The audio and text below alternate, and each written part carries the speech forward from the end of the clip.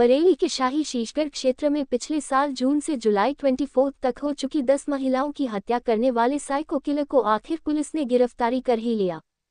SP south मानुष पारीक के अनुसार आरोपी साइको किलर नवाबगंज के गांव बाकरगंज सानुआ का रहने वाला कुलदीप कुमार है। नवाबगंज से शाही शीशगढ़ क्षेत्र में जाकर महिलाओं को टारगेट करता था। इसके बाद गला दबाकर उनकी हत्या करता था।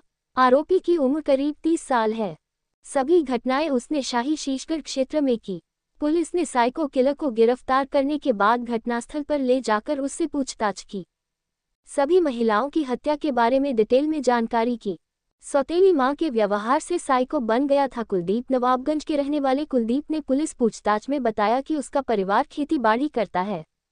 उसके पिता की मौत हो चुकी है। जब वह छोटा था तो उसकी मां की मौत हो गई।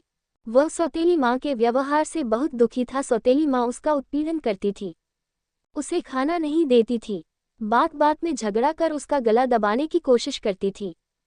इस वजह से उसे सनक सवार हो गई। महिलाओं को लेकर उसमें हिंसा और गुस्सा बढ़ता गया, जिसकी वजह से वह साइको किलर बन गया। इन 5 वजहों से निशाने पर आया साइको किलर। नवाबगंज के रहने वाले साइको किलर की रिश्तेदारी शाही शीशगढ़ के 2 गांव में है। उसकी बहन ब्याही है। साइको किलर ने एक बंगाली महिला के साथ शादी की थी। पूछताछ में महिला ने भी बताया कि वह झगड़ा करता था। उसका व्यवहार हिंसात्मक था, गला पकड़कर झगड़ा करने लगता था।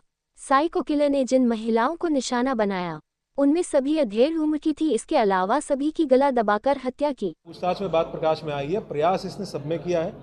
प्रयास के बाद नेचुरल सी बात है कि कोई अनजान व्यक्ति है, महिला विरोध करेगी और जैसे ही महिला विरोध करती है तो तुरंत इसका जो एग्रेसिवनेस है वो बाहर आ जाता है कि मुझे किस तरीके से मना कर दिया गया किसी चीज़ के लिए। ये किसी भी चीज़ के लिए इसको अगर मना कर दिया जाता है तो ये एग्रेसिव हो जाता है और उसी एग्रेसिवनेस में फिर ये घटनाएं इसके द्वारा कारित की। जो घटनाएं हुई थी उस मामले में भी री इन्वेस्टिगेशन होगा, क्योंकि इसका और उसका बिल्कुल मॉडस ऑपरेंडी एक सा है। जी, जितनी घटनाएं जिसमें मॉडस ऑपरेंडी सेम है वो हमारी अंडर इन्वेस्टिगेशन है। ये भी अंडर इन्वेस्टिगेशन है। हम लोग क्योंकि इसमें बहुत लोगों ने काम किया है तो एक टीम गठित करके इन सारी घटनाओं का एक टीम से इन्वेस्टिगेशन कराएंगे और इसको पीसीआर लेके उन घटना स्थलों पे भी ले जाएंगे कि अगर ये तस्दीक करता है कि उन घटना स्थलों पे ये था तो हम पूरे एविडेंसेस कलेक्ट करके उन घटना के बारे में भी इससे जरूर छानबीन करेंगे। जेल गए हैं तो जो पूर्व में लोग जेल गए हैं उस मामले में अब लगता है कि इंसाफ मिल जाएगा अगर ये वो मैं आपको इन्वेस्टिगेशन के दौरान आपको जैसा जैसा होता रहेगा मैं आपको अपडेट करता रहूँगा, लेकिन ये मैं आपको अश्योर कर रहा हूँ कि हम लोग इन्वेस्टिगेट कराएंगे। ये पिछले साल जून 2023 की घटना है जिसमें जो मैंने आपको अभी डिटेल में दिखाया वो घटना भी इसी तरीके से महिला की इसके द्वारा लगभग 55 साल की महिला की हत्या की गई थी। 2 मिनट में आपको प्रयासों के बारे में बताना चाहूँगा क्योंकि ये घटनाएं पिछले 1 साल 2 महीने से लगभग घटनाएं हुई हैं। पिछले 1 साल से पुलिस के अधिकारियों, कर्मचारियों, सभी पुलिसकर्मियों के द्वारा बहुत मेहनत से काम किया गया। उनके नाम मुझे सिपाहियों का ज़्यादा सेंसिटिव मामला होने उन लोगों को पता ही नहीं लगा कि व्यक्ति क्यों यहाँ है, कैसे क्या करता है, कहाँ जाता है, कैसे शाम को घर पे आ जाता है वापस। उन लोगों से पूछताछ की तो उन्होंने क्या बताया, कहीं उनका भी कोई रोल या कोई ऐसी चीज़ सामने आई? जैसा कि मैंने आपको बताया कि इसकी एक जनरल छवि ये है कि ये शराबी किस्म का आदमी है और ये घूमता रहता है पूरा दिन। सुबह घर से खाना खा के निकलता है और शाम को 7-8 बजे घर वापस पहुँचता है। ज़रूरी नहीं है कि जिस रिश्तेदारी में सुबह था उसी रिश्तेदारी में शाम को पहुँच जाए, दूसरी रिश्तेदारी में शाम को पहुँच जाता है और महिलाओं के साथ बातचीत करने में और लोगों के साथ बातचीत करने में बहुत सहज है। तो इस वजह से लोगों को इसके ऊपर शक नहीं हुआ। हम लोगों ने बहुत एक्सटेंसिवली बहुत लोगों से बातचीत की, जैसे ठेले वाले हैं, ई रिक्शा वाले हैं, ऑटो वाले हैं जो उसी रूट पे चलते हैं।